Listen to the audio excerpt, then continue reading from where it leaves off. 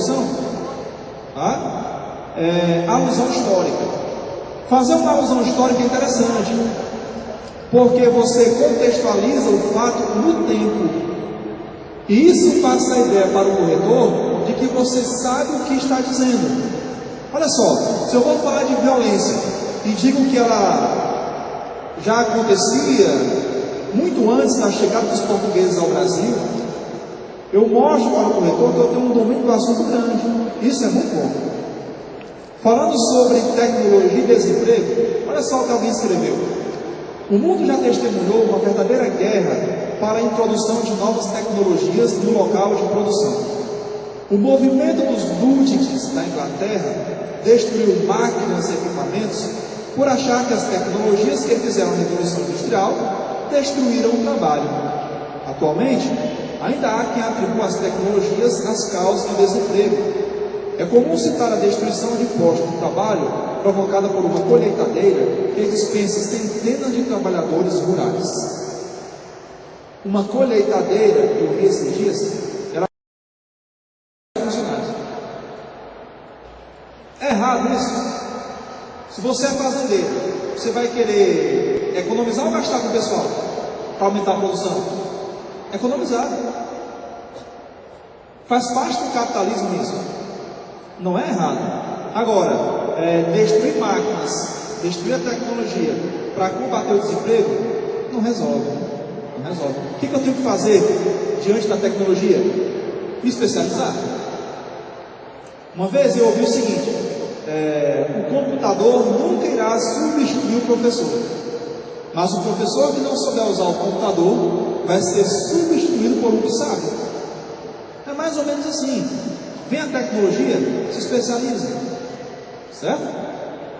Ou será que tem alguém aqui ainda fazendo o curso de datilografia? Já passou isso aí, né? Já passou.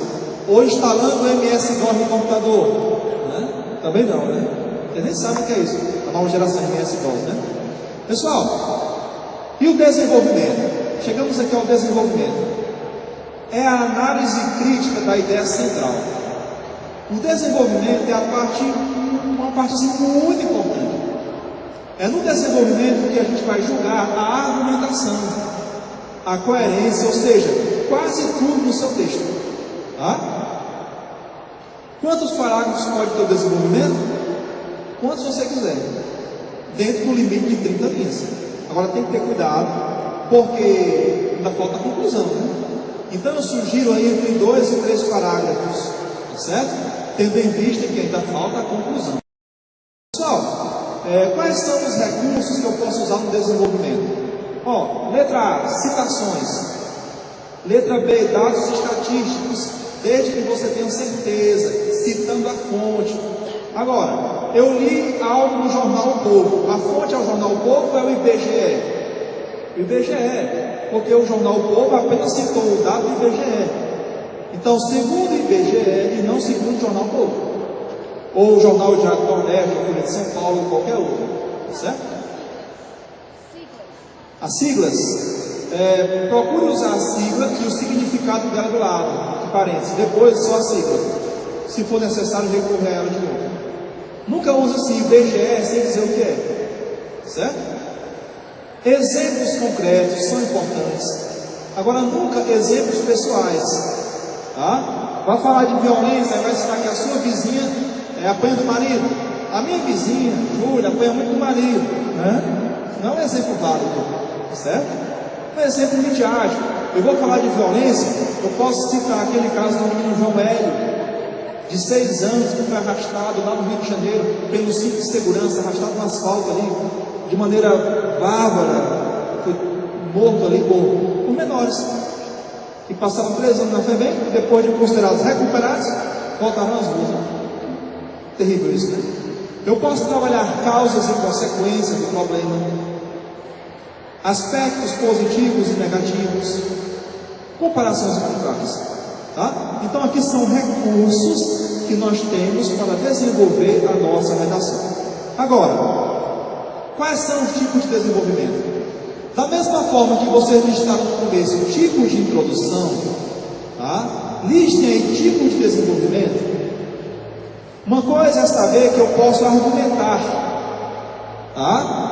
na redação. Outra coisa é saber como argumentar.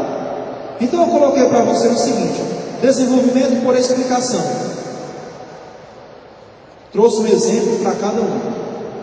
Desenvolvimento por causas e consequências. Desenvolvimento por trajetória histórica. Esse desenvolvimento por trajetória histórica, repito, ele vai mostrar que você tem conhecimento do assunto. Ele vai enriquecer a competência 2, porque a competência 2 da sua redação exige interdisciplinaridade. Foi o que houve aqui na primeira aula, interdisciplinaridade. Contraste de ideias e enumeração.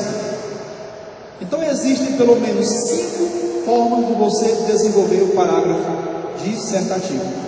Aí eu trouxe um exemplo para cada um, tá? Esse desenvolvimento por explicação, ele acontece da seguinte maneira. Posso passar o slide aqui? Beleza. Vejamos o seguinte tema: a ascensão profissional da mulher. Esse, inclusive, é o tema da semana para vocês, tá certo? Esse é o tema sobre o qual vocês deverão dissertar. Isso, esse aí, tá? O tema da redação: a ascensão profissional da mulher. Eu peço a vocês, pessoal, que não fujam da redação. Fugir da redação pode ser fugir da aprovação. Põe isso na sua cabeça. Se iluda não. Não existe um NHS. Sabe o que é o NHS? Na hora sai. Tem gente que usa o NHS. Na hora sai. NHS, na hora sai. Na hora não sai. Porque você não se habituou a isso. Agora, se fizer, ele sai. Então, vamos pensar o seguinte tema: a ascensão profissional da mulher. Primeiramente, eu tenho que propor uma tese, né? Toda redação tem que ter uma tese. E eu sugiro a vocês que antes de tudo, pense na tese. Por quê? Porque é ela que você vai defender. Então, eu tenho aqui a seguinte tese: a mulher, isso aqui é um exemplo, tá?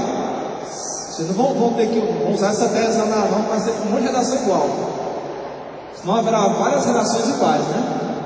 A mulher, embora presente no mundo profissional, ainda ocupa cargos de alto escalão de forma modesta.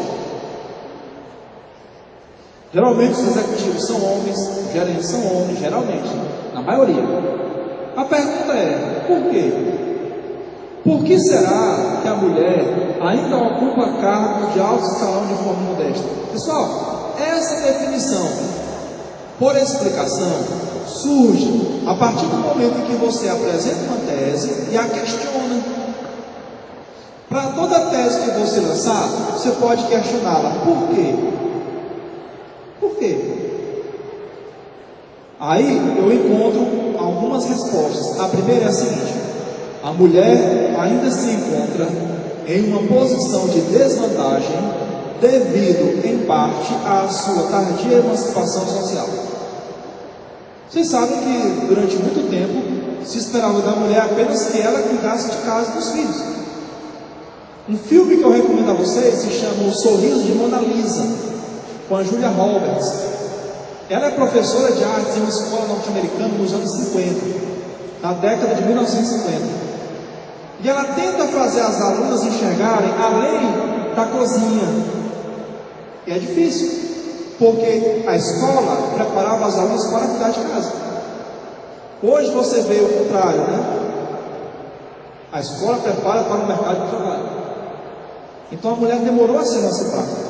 Somente na década de 30 que a mulher, no Brasil, por exemplo, passou a ter o direito a votar. E hoje, infelizmente, ela tanto pode votar como ser votada.